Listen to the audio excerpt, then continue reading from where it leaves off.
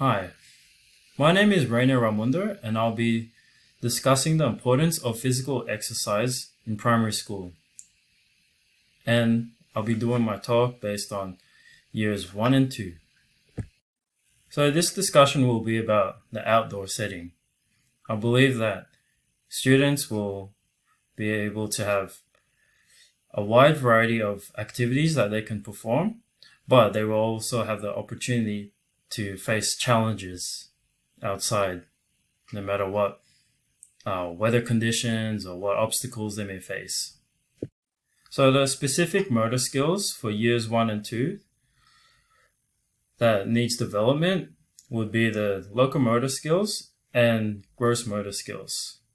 So the locomotor skills are physical actions that propels an individual to move from one place to another, point A to B. So, for example, this would be walking, running, skipping. The gross motor skills are whole body movements. So this would be hopping, jumping, throwing, catching, and kicking. So catching may involve using their hands, but you'd need to use the rest of your body to receive the impact of the item that you're catching.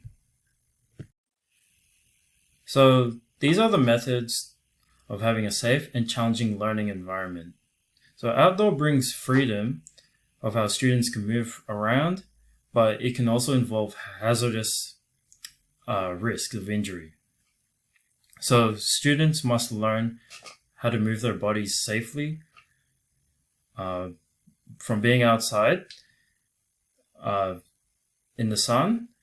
You must provide shade, and the students must wear hats, and they must apply sunscreen, which will prevent the students to get burned from the sun. Students must have protective equipment, which I'll talk about in the next slide.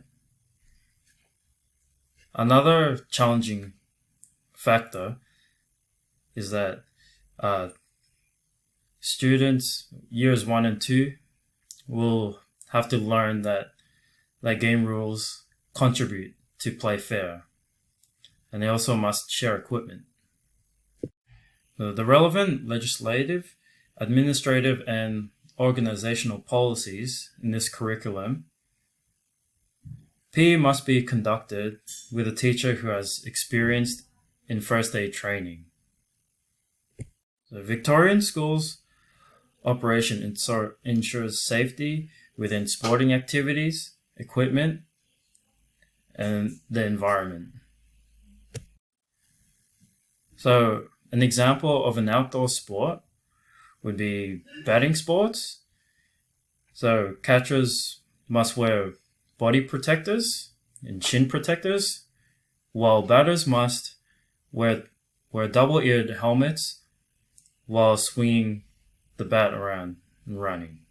So for years 1 and 2, even though that they're using a plastic bat, they still must use protective gear.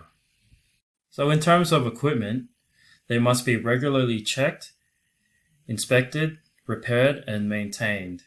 So this will help students to use the equipment properly, and it will prevent injury. So we don't want children to get any cuts or experience any concussions.